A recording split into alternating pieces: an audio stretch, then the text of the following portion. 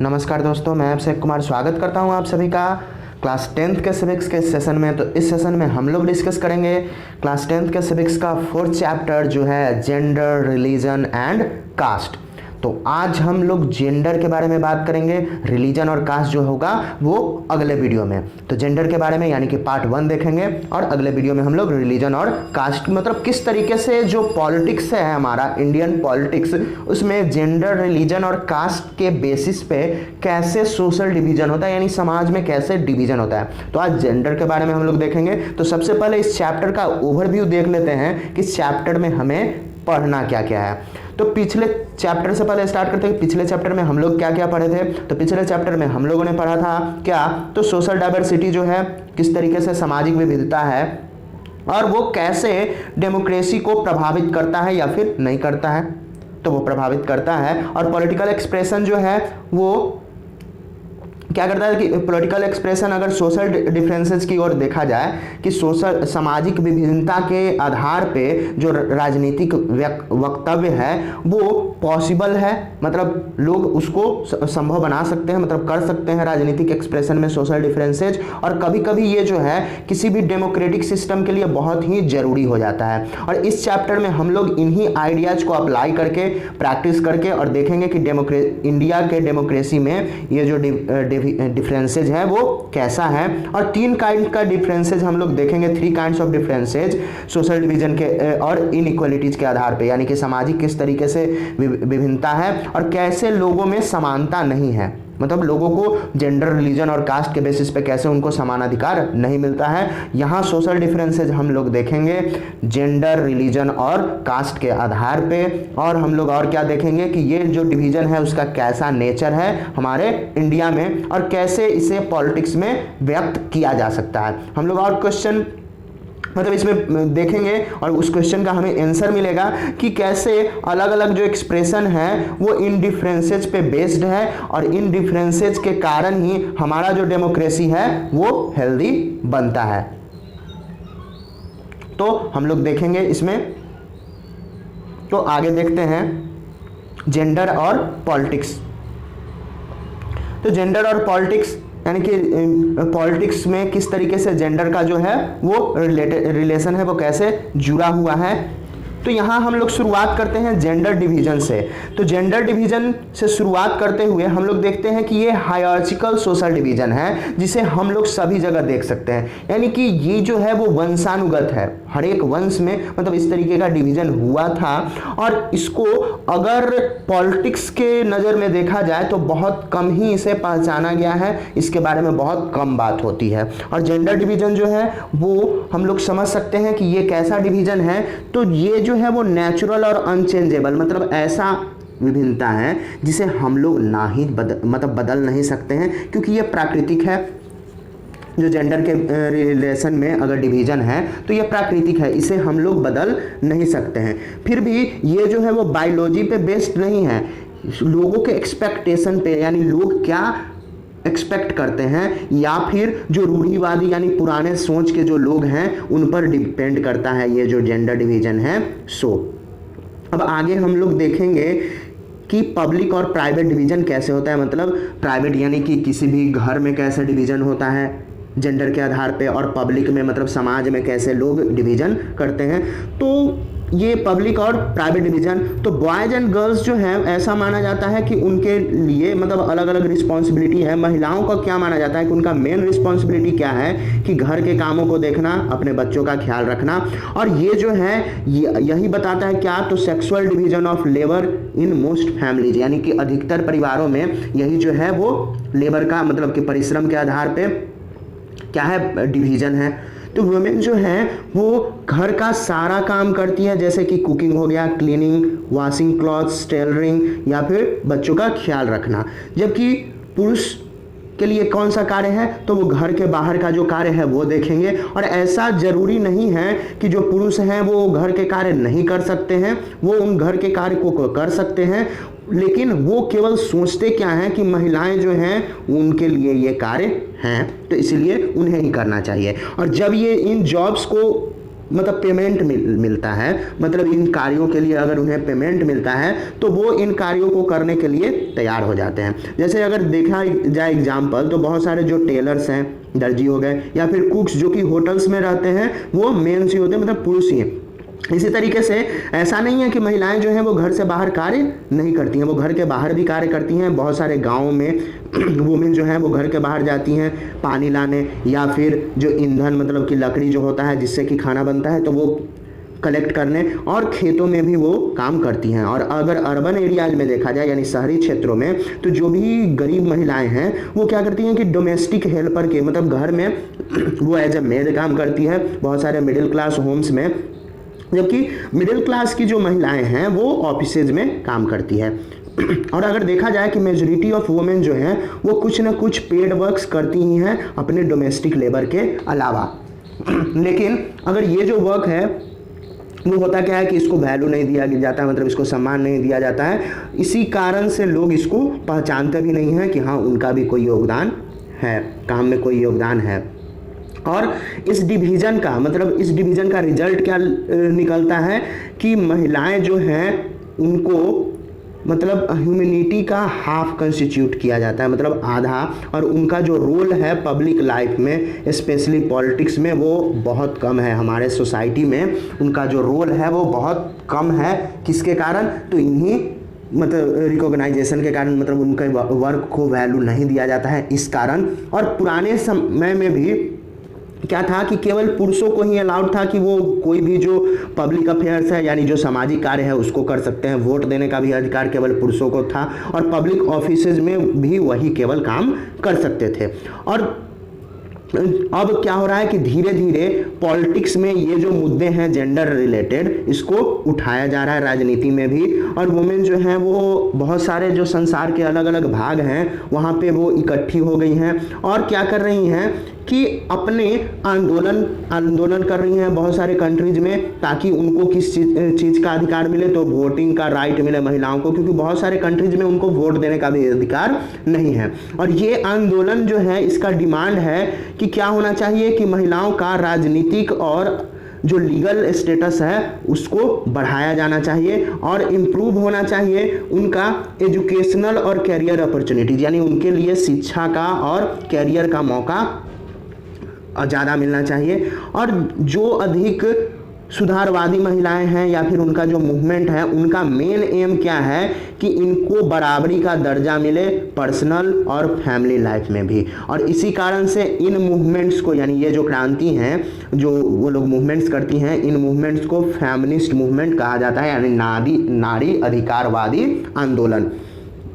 अब political expression जो है वो जेंडर के डिवीजन पे और पॉलिटिकल मोबिलाइजेशन यानी कि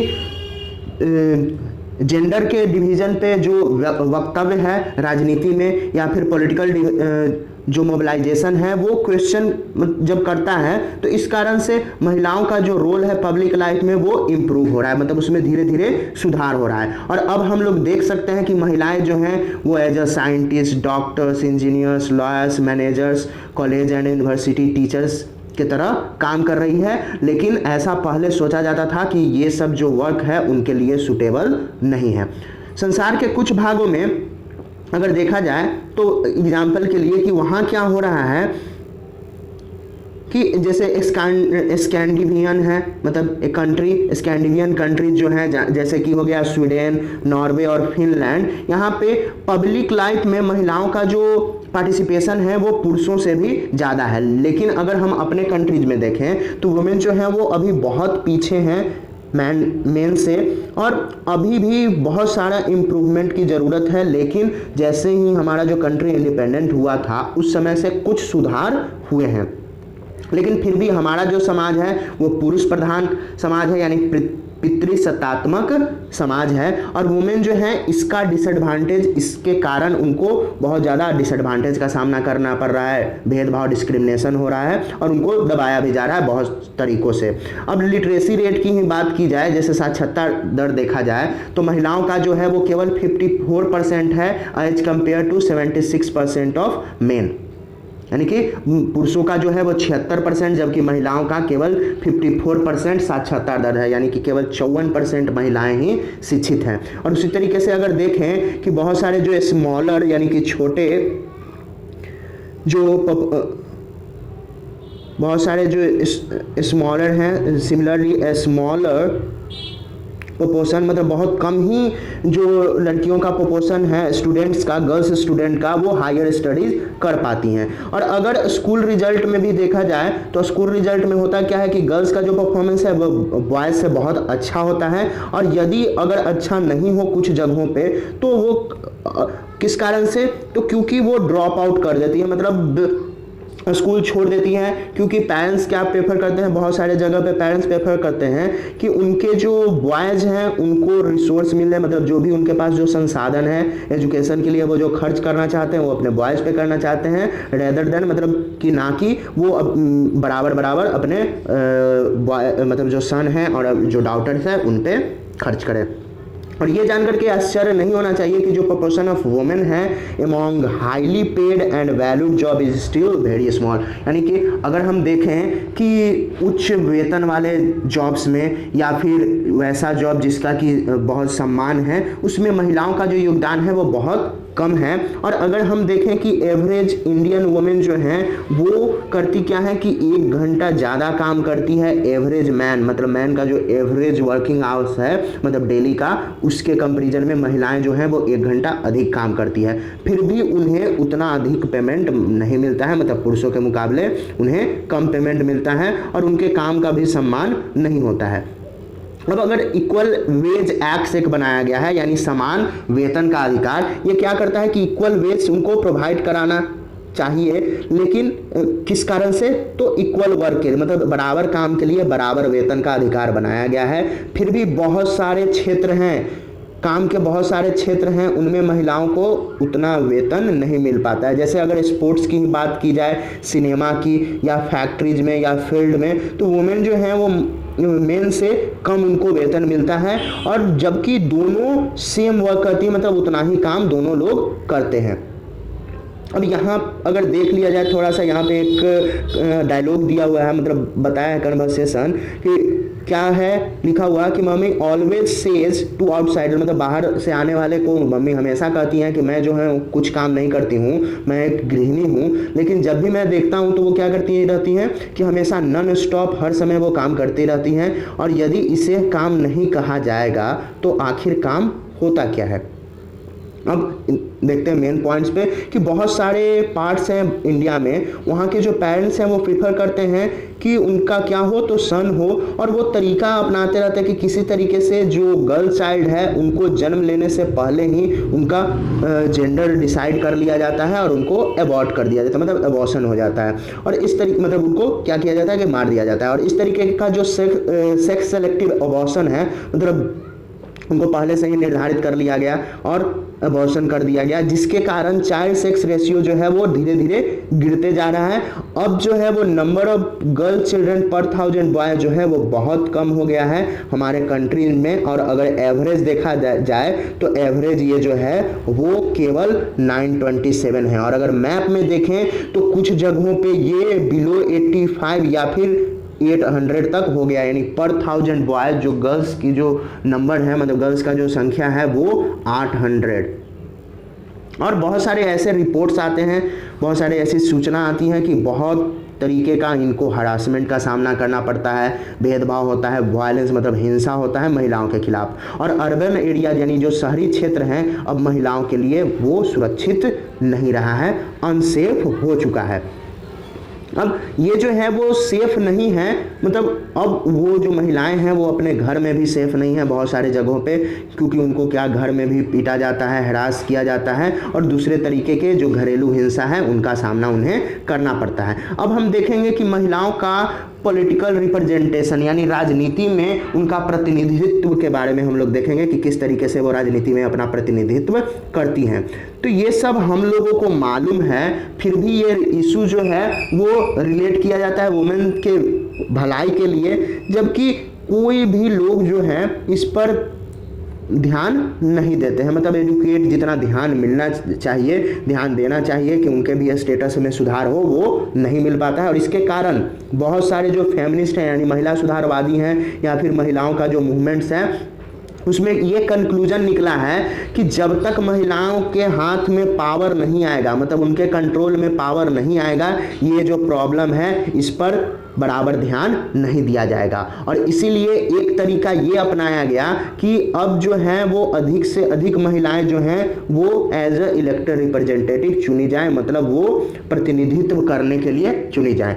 और भारत में अगर देखा जाए तो लेजिस्लेटिव में बहुत कम ही मतलब उनका संख्या है, महिलाओं का अगर संख्या देखा जाए तो बहुत कम है। जैसे अगर एग्जाम्पल देखें तो इलेक्टेड वुमेन मेंबर जो हैं लोकसभा में वो कभी भी 10% से ज़्यादा नहीं पहुंच पाई, मतलब 10% भी नहीं पहुंच पाई हैं लोकसभा में। महिलाओं का जो प्रपोर्शन है, मतलब जितने मेंबर्स हैं उनमें 10% भी महिलाएं नहीं हैं लोकसभा में, जितना स्ट्रेंथ है उसका। और ये जो शेयर है वो स्टेट असेंबली में अगर देखा जाए कि विधानसभा में वो 5% से भी कम है, मतलब 10% से कम लोकसभा में और विधानसभा जो राज्य का जो होता है उसमें 5% से भी कम।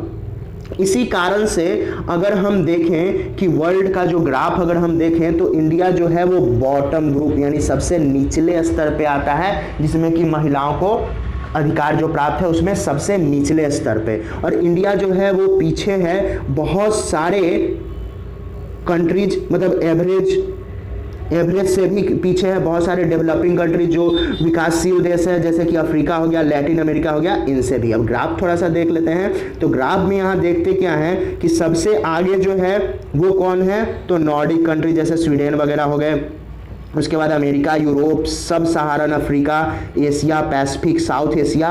और इंडिया का जो यहाँ पे देखा जाए तो ये जो है वो एवरेज के हाफ से भी कम है, यानी जो एवरेज है इसका एवरेज उसके हाफ से भी कम इसका प्रपोर्शन है, मतलब महिलाओं को जो अधिकार प्राप्त है, मतलब उनका जो रोल है पब्लिक लाइफ में उसमें। और अगर गवर्नमेंट में देखा जाए तो कैबिनेट जो है उनमें बहुत सारे मेल होते हैं, फिर भी इंडिया में एक चीज़ खास क्या है कि चीफ मिनिस्टर हैं या फिर प्राइम मिनिस्टर हैं वो महिलाएं बन सकती है। और एक तरीका है कि इस प्रॉब्लम को कैसे सॉल्व किया जाए, यानी जो समस्या है इसको कैसे हल किया जाए, तो लीगली बाइंडिंग मतलब कि कानून पर ही उनका क्या किया जाए कि उनका प्रपोर्शन जो है वो हर एक जो सभा है, मतलब जो लोकसभा हो गया या फिर राज्यसभा, उन सब में उनका जो प्रपोर्शन है वो फिक्स कर दिया जाए, मतलब उनको रिजर्वेशन दिया जाए इलेक्टेड बॉडीज में, जो भी जहां भी चुना जाता है उनको क्या मिलना चाहिए, रिजर्वेशन मिलना चाहिए। तो रिजर्वेशन मिलेगा तो वो करेंगे क्या कि अपना भागीदारी देंगी वहाँ पे। और यही किया गया है कहाँ, तो पंचायती राज जो है इंडिया में वहाँ किया गया है, यानी कि वहाँ 1/3 जो सीट है लोकल गवर्नमेंट बॉडीज में, यानी कि पंचायत हो गए, म्यूनसिपैलिटीज हो गई, यहाँ महिलाओं के लिए रिजर्व कर दिया गया है, यानी उस पर कोई भी जो मेन रिप्रेजेंटेटिव हैं वो वहाँ से इलेक्टेड नहीं हो सकते हैं। और इन्हीं कारणों से अब लगभग 10 लाख से भी ज़्यादा महिलाएं यानी कि रिप्रेजेंट कर रही हैं, वो प्रतिनिधित्व कर रही हैं बहुत सारे रूरल और अर्बन लोकल बॉडीज में।